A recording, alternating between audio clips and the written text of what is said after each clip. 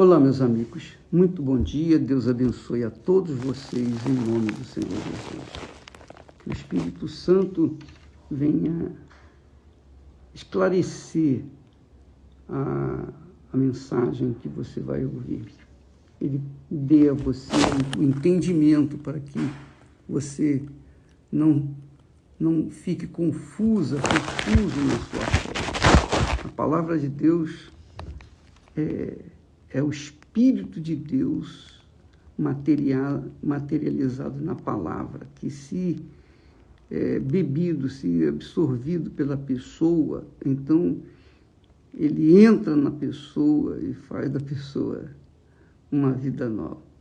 Olha só, um dos versículos que mais tem me chamado a atenção nesses últimos tempos, anos, eu diria, foi o que Jesus falou para os sacerdotes, para os oficiais da religião. E, obviamente, essa palavra aqui é para os oficiais das igrejas hoje em dia. Portanto, essa palavra aqui é para mim e para tantos quantos trabalham na obra de Deus, todos aqueles que servem a Deus. Então, Jesus faz uma pergunta, e essa pergunta tem que ser respondida por cada um de nós. Cada um de nós. Porque se nós vasculharmos, se nós pesquisarmos, se nós nos aprofundarmos nas perguntas que Jesus faz, nós vamos descobrir o porquê que a nossa vida está boa ou está má. Que a nossa vida é o que é por conta da resposta que nós encontramos aqui nessas duas perguntas. Presta atenção, por favor. A gente tem que pensar, raciocinar a palavra de Deus. Jesus disse para os fariseus, os escribas, que conheciam muito bem a Bíblia, porque eles copiavam a Bíblia, eram os escribas. Jesus então perguntou para Jesus disse o seguinte: ai de vós, condutores cegos, ai de vós, condutores cegos, pois que dizeis, qualquer que jurar pelo templo, isso não é nada. Mas o que jurar pelo ouro do templo, esse é devedor, quer dizer, isso se torna devedor. Porque quem jurava pelo templo, no caso do templo que Salomão havia erguido, não é nada. Jurou pelo templo, é pedra, é um edifício. Mas se jurar pelo ouro que havia no templo, que cobria as paredes interiores do templo, então, se a pessoa jurar e não cumprir o seu juramento, então ela se torna devedora, ela se torna culpada e ela tem que pagar. Então, essa era a ideia naquele momento. Aí Jesus complementa dizendo, insensatos e cegos. Jesus está ensinando para eles, olha, vocês que ensinam isso, que é mais importante o ouro do que o templo, vocês são insensatos, quer dizer, não pensam, não raciocinam, e cegos, não enxergam, não conseguem ver o lado espiritual. Pois qual é maior, o ouro ou o templo que santifica o ouro? Qual que é maior? Qual que é mais importante? É claro que para uma pessoa que não é convertida, uma pessoa que não tem o Espírito de Deus, essa pessoa não vai entender. Ela vai compreender que o ouro é mais valioso do que o templo. Mas quem é espiritual, quem nasceu da água e do Espírito Santo, é espírito, é espiritual. E pode enxergar a diferença entre o templo e o ouro, ou o ouro e o templo. Porque é o templo que santifica o ouro, não o ouro que santifica o templo. O ouro embelezava o templo, mas é o templo que santificava, separava aquele ouro, que aceitava aquele ouro como oferta viva, como fruto das mãos dos ofertantes. E ele fala mais, para esclarecer, dizendo assim: vocês dizem que aquele que jurar pelo altar não é nada, mas aquele que jurar pela oferta que está sobre o altar, esse é devedor, quer dizer, também tem que cumprir, porque senão se torna culpado. Jesus novamente fala: insensatos e cegos. Insensatos e cegos. Pois qual é maior, a oferta ou o altar que santifica a oferta? Qual é maior? Então, Jesus está aqui ensinando como nós, seus discípulos, seus seguidores, devemos nos comportar nessa vida. Não apenas em relação ao templo ou em relação ao altar, mas em relação em tudo na nossa vida, em tudo. Por exemplo, quando uma pessoa vai se casar, ou escolhe uma pessoa para se casar, para constituir família, então, se essa pessoa está vendo se a outra tem dinheiro, se a outra é bonita, se a outra é assim, vistosa, uma pessoa assim, realmente que enche os olhos, então ela está olhando para o quê? Ela está olhando para o ouro, ela está olhando para a oferta. Mas se a pessoa é espiritual, ela não enxerga a beleza física. A beleza física é um suplemento, digamos assim. Mas a beleza maior está dentro da pessoa, o que ela traz dentro de si. Então, se a pessoa avalia o que há dentro daquele corpo bonito, sarado, perfeito, ela vai verificar se ela realmente é credível, se ela é uma pessoa confiável, que se deve formar uma família com ela. Então, a gente tem visto muito isso. Às vezes, a pessoa, que a gente lida com muita gente, então muitas pessoas, muito jovens, quando vão escolher a esposa, né, eles olham para o exterior e ficam vislumbrados com a beleza, a ostentação de beleza que aquela jovem apresenta.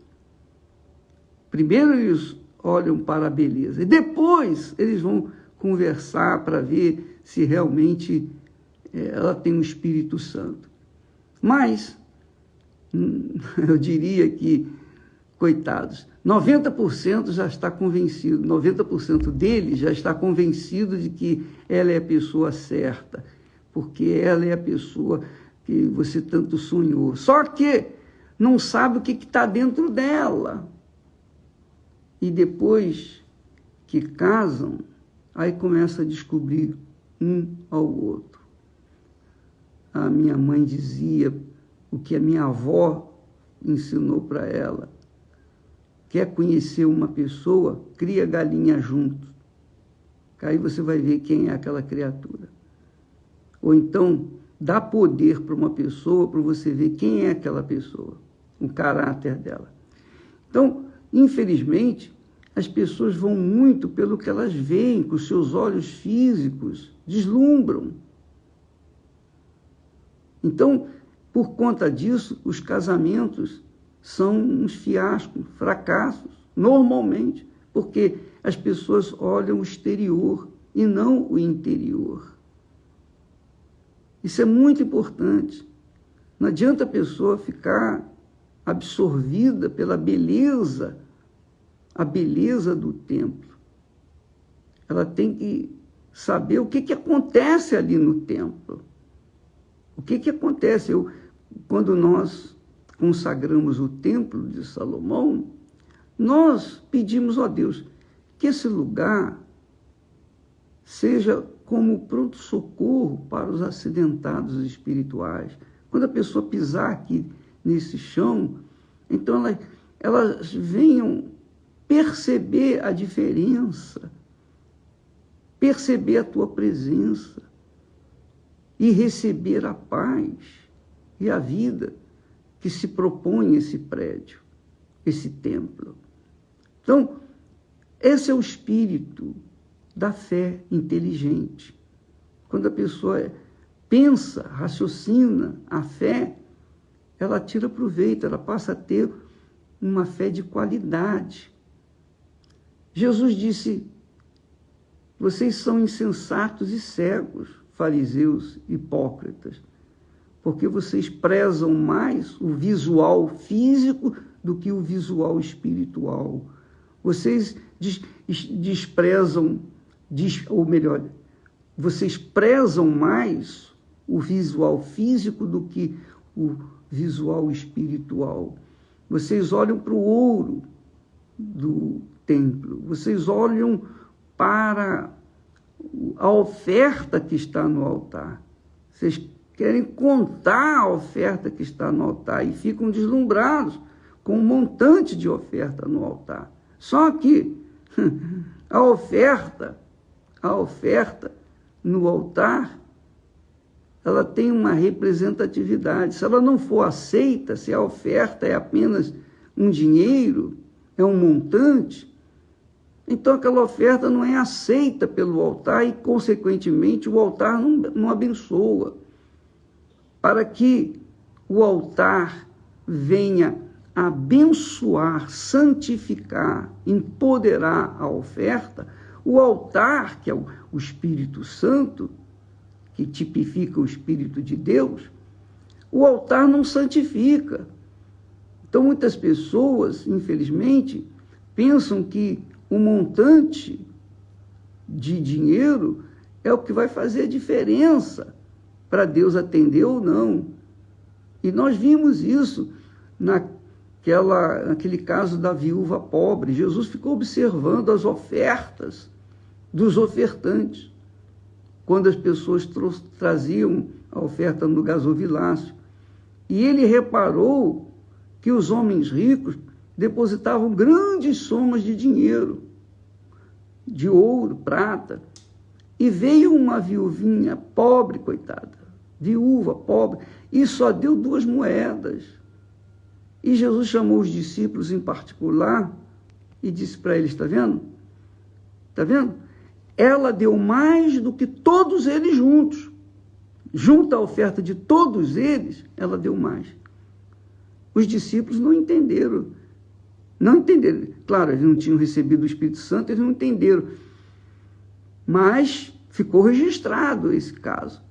E Jesus ensinou, complementando, dizendo: ela, da sua pobreza, deu tudo. Ela confiou no altar.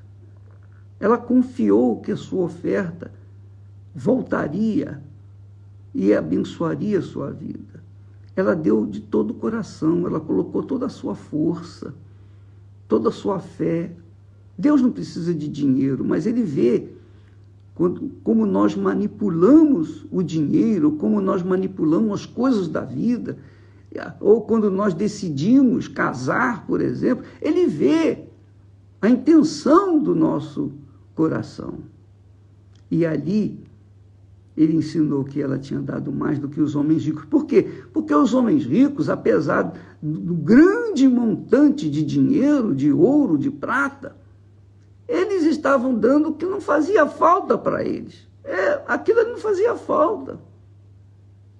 Não fazia diferença na riqueza deles. Quer dizer, eles não prezavam, não consideravam que o altar, a importância do altar, que aprova ou desaprova a oferta que ali é colocada. Não importa a quantia, o que importa é o espírito que ali está sendo colocado, a alma da pessoa ali.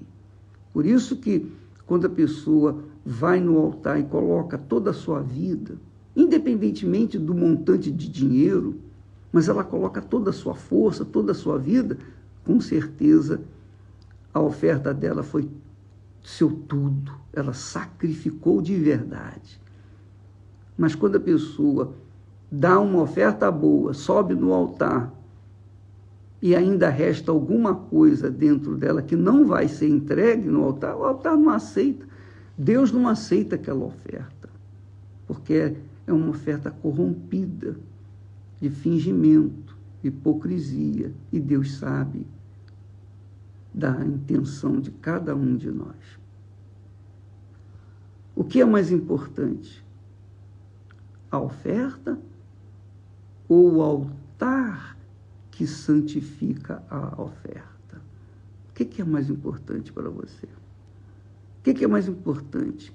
A beleza que um dia envelhece, murcha e fica igual maracujá de gaveta, ou o que está dentro daquele corpo, o espírito que está ali, aquela criatura é temente a Deus, tem o Espírito Santo, então aquela criatura, ainda que esteja como maracujá de gaveta, vai dar um suco gostoso do maracujá, porque e doce, porque ela tem alguma coisa além daquele corpo, aquela beleza toda. Presta atenção, você vai verificar que isso se aplica em tudo na vida, tudo na vida. E nós vamos falar mais a respeito disso durante esses próximos dias. Deus abençoe em nome do Senhor Jesus. Amém.